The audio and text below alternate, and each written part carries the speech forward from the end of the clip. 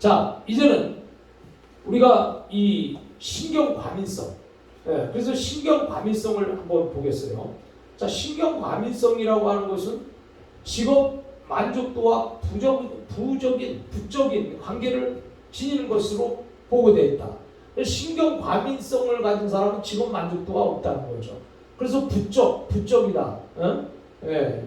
그래서 직업 만족도와 부적인 관계를 지니는 것으로 보고되어 직업 불만족을 잘 예측하는 성격 요인으로 나타난다는 거예요. 그러니까 신경 과민성의 성격을 가진 사람은 직업 만족도가 당연히 없어요. 그리고 자기 직업에 대해서 회의를 하고 또 직업에 대해서 별로 만족스럽지 못하니까 또 직업을 자꾸 바꾸기도 하고 또 이 직업에 대해서 불안하기도 하고 안정이 안 되니까 그러다 보니까 결국 또 신경 과민은 더 심해지는 것이고 그래서 신경 과민성이 성격의 요인 가운데서 우리는 아까 외향성과 성실성을 살펴봤어요. 자, 이번에는 신경 과민성이 있다. 이것은 바로 직업 만족도에서 부적 관계를 지닌다. 그래서 너무 사람이 신경이 예민해지고 또 이 신경이 막 날카로우면 신경질을 나는 거잖아요. 그래서 이 직업 만족도에서 만족하지 못하게 된다. 자, 그 다음에 이제 개방성과 우호성이에요. 개방성과 우호성. 자, 그럼 개방이라고 하는 것은 대체로 우리가 나를 여는 거잖아요. 여는 거, 열어놓는 거고 또 우호라고 하는 것은 서로 관계를 갖는 것이고 그래서 대체로 이 개방성과 우호성은 대체로 직업 만족도와 유의미한 관계를 지니지 않는 것으로 봤다 이런 얘기.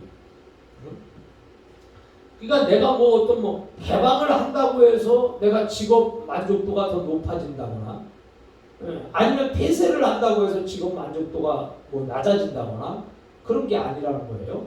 그래서 개방성과 또 우호성이라고 하는 것은 서로 우애 있게 이렇게 그런 우애하고자 하는 그런 성질이죠. 자, 그래서 개방성하고 우호성은 직업 만족도와 유의미한 관계를 지니지 않는다. 자, 이것을 보면서 개방성과 우호성은 또 별개의 것이다. 자, 이렇게 우리가 생각해 볼 수 있다는 것이죠. 자, 그래서 외향성과 신경 과민성이 직업 만족도에 가장 강력한 영향을 미치는 것으로 나타났다. 그래서 아까 외향성하고 이거는 긍정적인 거죠. 그 다음에 신경 과민성은 좀 부정적인 거란 말이에요. 그래서 외향성과 신경 과민성이 직업 만족도에 가장 강력한 영향을 준다. 만족하든지 불만족스럽든지. 그 다음에 성실성. 이 성실성과 우호성도 또 여기 보니까 유의미한 상관을 또 나타낸다는 거예요. 뭐에 대해서 성실성과 우호성도 약간의 유의미한 상관을 나타낸다. 여기 개방성과 우호성에는 관계를 지니지 않는 것으로 본다고 했는데 성실성과 우호성도 여기 유의미한 상관을 나타낸다는 거예요. 자, 세 번째는 우리가 이제 직무 수행과 성격에 대해서 살펴보도록 하겠습니다. 직무 수행이라고 하는 것은 내가 어떤 그 일을 바로 수행하는 거죠. 하는 거죠. 그래서 직무 수행이라고 하는 것은 개인이 자신의 직무를 잘 수행하는 정도를 의미한다. 그러니까 내가 하고자 하는 일, 나에게 맡겨진 일, 나에게 이 맡겨진 그 일을 잘하는 거예요. 맡겨진 일을 이걸 잘 수행하는 정도, 이것이 얼마큼 내가 맡겨진 일을 잘하느냐, 못하느냐, 아니면 중간이냐, 이런 정도를 의미하면서 개인이 직장에서 행하는 다양한 행동을 의미한다. 그래서 이것이 바로 이제 직무 수행이에요. 자, 그래서 직무 수행에는 과업 특정적 행동, 과업 특정적 행동이다. 그러면 내가 하고자 하는 어떤 일에 대해서 특별한 것들이 행동으로 특정적 행동, 그 다음에 과업 불특정 행동, 그 다음에 의사소통, 노력, 개인적 규율, 동료를 지원하고 또 리더십, 그 다음에 경영 면에서 살펴볼 수 있다. 그랬어요. 자, 그래서 우리는 이 내 과업의 특정적 행동, 또 불특정적 행동 이런 것들, 그 다음에 의사소통, 노력, 개인적 규율, 동료 지원, 리더십, 그 다음에 격려. 자, 이런 거에 있어서 우리가 보면 과업 특정적 행동이 뭐냐? 그 과업 특정적 행동이라는 것은 개인이 특정한 직무나 가업을 해결하기 위해서 나타내는 일련의 행동이에요. 그래서 가업을 하기 위해서 내가 특정한 직무나 어떤 과업을 해결하기 위해서 내가 하고자 하는 모든 행동들의 일련이다. 이렇게 여러분이 생각을 하면 되겠습니다. 자, 그 다음에 우리는 과업 불특정 행동이라는 거예요. 이것은 특정한 직무나 가업과 관련되지 않은 일반적인 업무 활동이에요. 그러니까 과업에 관계된 업무라면 이 과업 불특정 행동은 이거와 관련이 하지 않는 일반적 업무 행동이다. 자, 이것은 과업을 해결하기 위해서 나타나는 일련의 행동은 과업 특정적 행동이라고 하고, 또 그거와 상관이 없는 일반적인 업무, 이것은 바로 과업 불특정적 행동이라고 한다. 자, 그 다음에 이제 우리는 의사소통이에요. 자, 의사소통은 개인이 업무와 관련된 내용을 효과적으로 전달하는 행위다. 그래서 사람은 이 의사소통이 개인의 업무와 관련된 내용, 내 일과 관련된 내용을 효과적으로 전달하는 그런 그 행위. 그래서 내가 나를 전달하는 거죠. 이 의사소통은 뭐냐면 나를 전달하는 거예요. 내 생각을 전달하는 거예요. 그래서 이것은 바로 그 효과적으로 전달하는 행위다. 그래서 뭐에 대해서 개인이 어떤 일과 관련된 생각, 또 이런 것들을 이제 내용 이런 것들을 효과적으로 전달하는 행위를 우리가 의사소통이라고 그러잖아요. 자, 그래서 의사소통이 잘 이루어지면 사람은 이해를 할 수 있지만 의사소통이 안 되면 이해가 또 불가능한 거예요. 그래서 사람과 사람은 다 똑같지가 않습니다. 그래서 모든 사람마다 개인적으로 성격 차이가 있고, 또 개인적으로 자라온 환경이 다르고, 또 모든 사람들의 하는 일이 다르고, 또 모든 사람들이 생각하는 어떤 소원이 다 다르기 때문에 우리가 그런 것들을 서로 이렇게 연계하고 이끌어가고 함께 하나가 되고, 이런 과정에서는 의사소통이라는 것은 굉장히 중요한 역할을 하고 있는 거죠. 부부간에도 의사소통이 있어야 행복한 부부가 되는 거고, 또 그다음 부모와 자식 간에도 의사소통이 있을 때 완전한 가정이 되는 것이고, 그리고 친구와 친구도 서로 의사소통이 잘 이루어질 때 즐거움과 기쁨도 이루어지는 것이다. 그리고 모든 내 한 일에서 의사소통이 잘 이루어질 때 불만이 없는 거잖아요. 근데 의사소통이 잘 이루어지지 않으면 또 불만이 생길 수밖에 없는 것이다. 자, 그 다음에 이제 개인적 규율이에요. 개인적 규율이라고 하는 것은 내가 스스로 어떤 법을 정하는 거잖아요. 내가 스스로 규칙을 정하는 거예요. 규칙. 이것을 개인적 규율이라고 해. 근무 시간을 비롯해서 직장의 규칙을 잘 준수하는 정도. 그래서 내가 이제 이 개인적 규율, 내가 얼만큼 규율을 잘 지키냐, 내가 여기에 대한 법을 얼만큼 잘 지키냐, 이거에 따라서 개인적 규율. 그래서 근무 시간을 비롯해서 직장의 규칙, 직장마다 나름대로 규칙이 있잖아요. 몇 시에 출근하고, 뭐 몇 시에 퇴근하고, 또 몇 시에 뭐 이런 일을 하고 저런 일을 하고, 이런 것들이 이 근무 시간을 비롯해서 직장의 규칙을 잘 준수하는 그 정도를 개인적 규율이라고. 그 다음에 동료 지원이라고 하는 것은, 자, 말 그대로 같은 동료를 지원하는 거예요. 직장 동료나 조직을 위해서 도움을 자발적으로 제공하는 행위를 우리가 동료 지원이라고 한다. 그래서 이 동료 지원은 나만 생각하는 것이 아니라 내 동료를, 이웃을 함께 생각하는 거죠. 그래서 함께 생각하니까 그를 위해서 내가 희생을 또 하고 제공하기도 하고 나누기도 하고 이런 것들. 자, 그래서 이런 것들이 이제 지원한다. 그래서 동료 지원이다. 이렇게 말할 수 있습니다.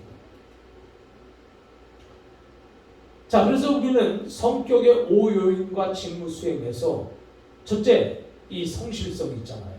성실성은 직업적 성취라, 직무 수행을 잘 예측하는 성격 요인이라.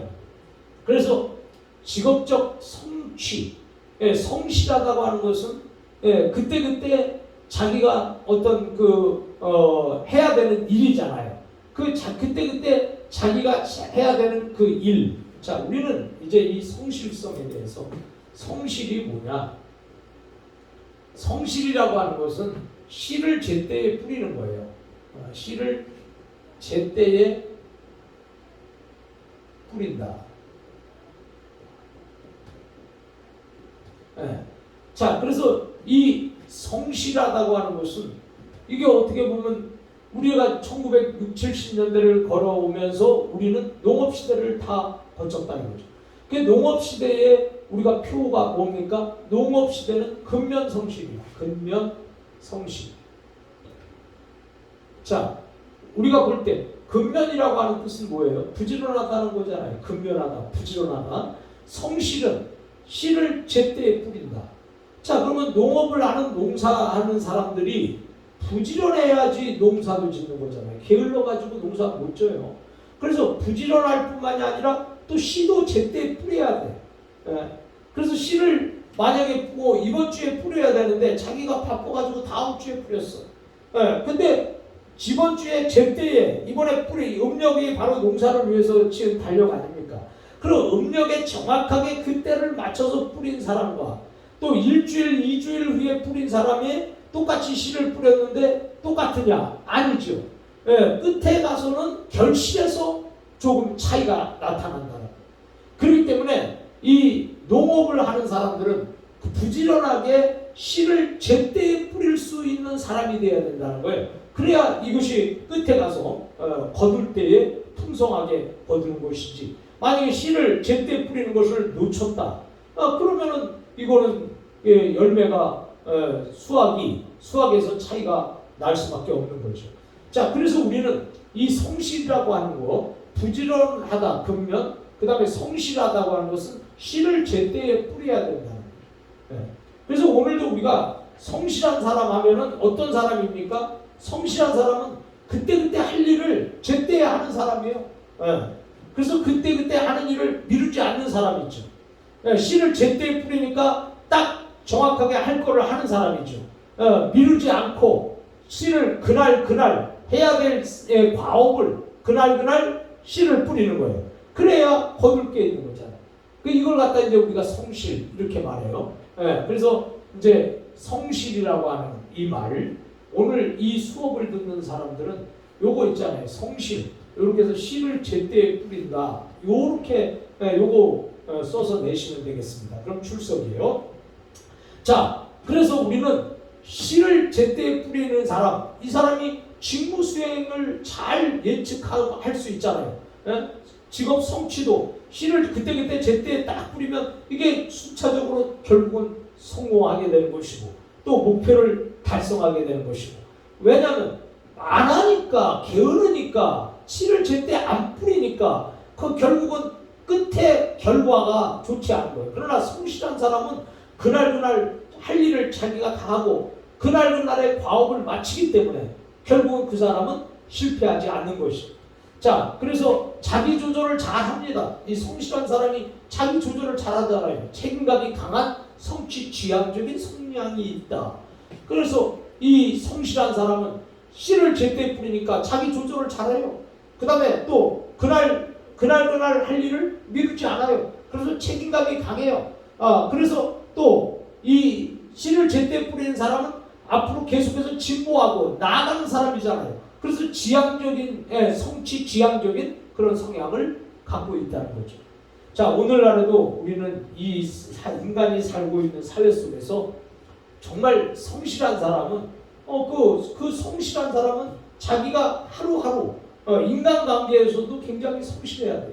여러분 카톡에 보면 거기에 생일인 사람이 떠오를 거예요. 그럼 생일인 사람이 떠오르는데 보니까 저녁 때 내가 그걸 봤어. 그 저녁 때 봤으면 아이고 늦었네. 그리고 그냥 포기하지 말고 저녁 때 봤어도 늦었지만 생일을 축하합니다. 문자 하나 보내면 이거 얼마나 이게 성실한 사람이에요. 그 저기 뭐야 그 늦었지만 생일을 축하합니다. 그래서 결국은 그날 저기 그 축하를 했잖아요. 어쨌든 씨를 좀 늦게 했지만 그래도 그날 풀렸다 이거예요.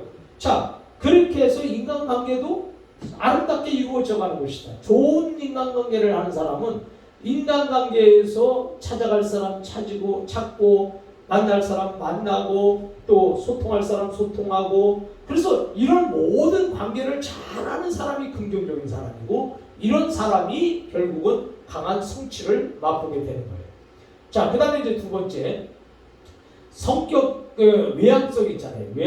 외향성이라고 하는 것은 밖으로 나가려고 하는 성질이에요. 그래서 밖으로 향하는 성질인데 성실성과 함께 직무 수행과 밀접한 관계를 갖고 있는 성격이다. 자, 외향적이라는 사람은 자꾸 뭔가 나를 보여줘. 나를 자꾸 이렇게 보여주고, 또 내 속에 있는 것도 이렇게 가리우지 않고 페르소나 없이 이거 바깥으로 자기를 그대로 표현하기도 하고 자기를 말하기도 한단 말이에요. 자, 그러다 보니까 이게 이제 직무 수행하고 밀접한 관계를 갖고 있죠. 자, 내향성이 있는 사람은 어땠냐? 다른 사람한테 자기를 나타내지 않아요. 그리고 자꾸 안으로 가리워요. 그리고 혼자만 생각해요. 그러다 보니까 상처받을까봐 소극적이 되는 것이죠. 자, 그러다 보니까 과감하게 어떤 것을 못해. 그러나 외향적인 사람은 그것을 과감하게 할 수 있다는 거예요.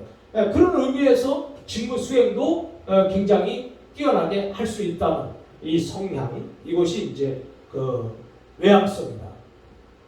그 다음에 신경과민성이에요. 자, 신경과민성은 일반적으로 불안을 비롯한 정서적 반응성의 수준이 양극단일 경우에는 수행이 저하된다. 자, 불안을 비롯한 정서적 반응성의 수준이 극단일 때, 서로가 극단일 때 수행이 저하가 된다. 그러니까 너무 이게 차이가 많이 나니까 당연히 수행이 안 되지. 그래서 이제 우리가 신경과민성 이런 것들이 이제 성격 속에 들어가고 있다는 거예요. 자, 그래서 성격의 오요인과 직무수행에서 개방성과 우호성이 있어요. 자, 그러면 개방성과 우호성은 뭐냐? 개방성은 특히 스트레스가 많은 상황에서 효과적인 대처를 한다. 그러니까 사람이 이 세상을 살면서 다 스트레스 있죠. 자, 그러면 그 스트레스를 어떻게 극복을 하냐? 이 사람은 개방성 있는 사람이 스트레스를 극복한다는 거예요. 그래서 특히 스트레스가 많은 상황에서 효과적인 대처를 할 수 있는 게 개방성이다. 개방성, 자기를 여는 거죠. 그 다음에 새로운 변화에 대한 적응이 필요한 상황에서 수행 성과를 예측하는 요인이 된다. 개방성과 우호성이. 자, 그래서 이 새로운 변화에 대한 적응이 필요한 상황에서 수행 성과를 예측할 수 있는 요인이죠. 그래서 개방성과 우호성이 많은 사람은 수행 성과를 아무래도 많이 나타낼 것이고, 또 개방성과 우호성이 적은 사람은 아무래도 수행 성과가 조금 부족하게 될 것이고. 자, 이러한 것이 바로 개방성과 우호성이에요. 그 다음에 개방성과 우호성은 새로운 변화에 대한 적응이 필요한 상황에서 수행 성과를 높이는 성격이다 그랬습니다. 그러니까 사람이 개방성과 우호성을 갖게 되면 어떤 일을 할 때 그 수행 성과에서 굉장히 효율적인, 효과적인 그런 결과를 나타낸다는 거예요. 그래서 수행 성과를 높이는 성격이다. 자, 이제 우리는 네 번째, 몰입과 직업 활동에 대해서 생각을 해보려고 해요. 몰입이라고 하는 거. 자, 그러면 이제 우리가 구체적으로 보면 몰입이 뭐냐?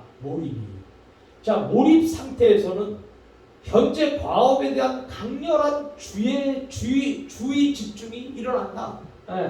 그러니까 거기에 빠지는 거예요. 주의 집중이 일어나니까. 그래서 행위와 인식의 융합이 일어나는 거예요. 이게 이제 몰입이죠. 그래서 사람은 이 몰입이 때로는 필요한 거예요.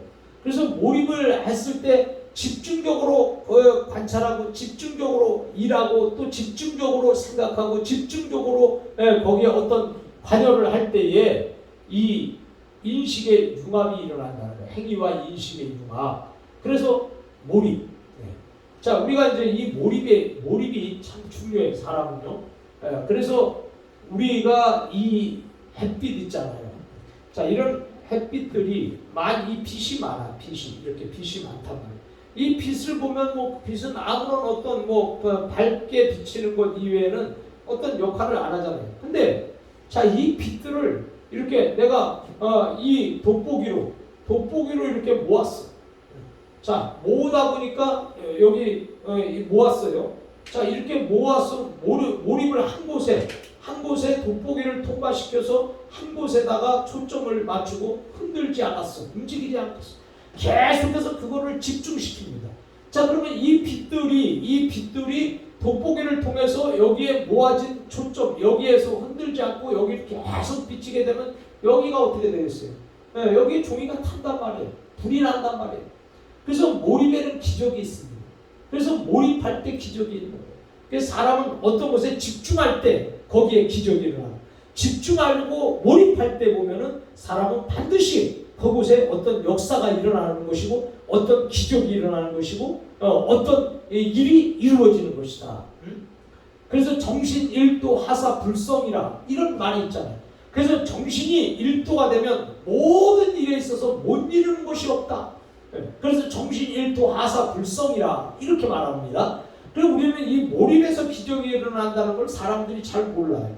그래서 우리가 어떤 거든지 집중하고 거기에 마음을 쏟고 거기다 내 정신을 다하고 내 심혈을 기울이고 나의 모든 것을 다 거기서 한 곳에 모아놓고 생각하고 연구하고 그걸 발전시키다 보면은 거기에는 반드시 기적이라고 하는 것이 탄생되어진다는 거예요. 기적은 아무나 일으키는 것이 아니라 기적은 그냥 아무 때나 일어나는 것이 아니라 몰입할 때 기적이 있다. 그래서 몰입과 기적에 굉장히 밀접한 관계를 갖고 있어요. 그래서 여기서도 이 몰입 상태에서 현재 가업에 강렬한 주의 집중이 일어난다. 강렬한 주의 집중이 일어나죠. 그리고 행위와 인식의 융합이 일어난다는 거예요. 자, 그래서 우리는 이 몰입 상태에서는 자기와 환경의 구분이 거의 사라질 뿐만 아니라, 그러니까 몰입 상태에 빠지게 되면 그때 거기서 나라는 것을 인식하지 못하잖아요. 그리고 환경도 구분이 안 되잖아요. 그래서 거의 자기와 환경의 구분이 거의 사라질 뿐만 아니라 시간의 흐름도 망각하게 된다. 그러니까 몰입을 했을 때는 한 곳에 집중을 할 때는 나를 잊어버리는 거예요. 나를 잊어버리고 또 그 다음에 환경이 어떤 상황인지 그것 또한 잊어버리게 되는 것이고 또 내가 흐르는 시간 또한 느낄 수 없는 것이다. 그래서 우리는 이 몰입 이런 것을 우리는 굉장히 중요하게 생각을 하고 있습니다. 그래서 내 직업에서 몰입을 해보세요. 여러분들의 직업에서 만약에 여러분이 직업을 몰입하게 되면 그 분야에서 여러분이 최고가 되고 뛰어난 사람이 되고 능력자가 되고 그 분야에서는 여러분을 따라올 사람이 없는 타의 추종을 불허하는 그런 사람이 능력 있는 사람이 된다. 그 몰입의 기적이 있습니다. 몰입의 기적. 자, 그 다음에 주의 집중이 일어남에 따라서 완전한 통제력을 지닌 것처럼 느끼게 됩니다. 그러니까 주의 집중이 일어나니까 완전한 통제력이잖아요. 그래서 완전한 통제력을 지닌 것처럼 그렇게 느끼게 되고 그 다음에 몰입의 경험은 그 자체가 즐거운 것으로서 자기 충족적인 속성을 지녀요. 그래서 사람이 어떤 일에 빠지다 보니까 그 어떤 일에 사람이 좋으면 그곳에 몰입하게 되잖아요. 내가 좋아하는 것에 사람은 빠지게 된단 말이에요. 그래서 내가 좋아하는 그 자체가 즐겁기 때문에 계속해서 그 즐거움을 내가 만끽하기 위해서 몰입을 하게 된다는 거죠. 그래서 몰입, 이거 여기에 여러분들이 신경을 써야 될 거예요. 여러분에게 오늘 이 자기 직업에서 어떤 직업에서든지 내가 그 직업을 굉장히 몰입해서 내가 그 직업에 대해서 연구하고 또 그 직업에 대해서 시간을 투자하고 그것도 그 직업에 대해서 내가 모든 것을 이렇게 어떤 변화를 추구하고 그것도 그 직업에 대해서 내 모든 신경을 기울이고 노력을 기울이고 혼혈을 기울이게 되면 반드시 타의 추종을 불허하는 그 분야에서 여러분이 최고가 된다는 것을 잊지 마시기 바랍니다. 예, 그래서 몰입은 이렇게 많은 중요성을 가지고 있습니다.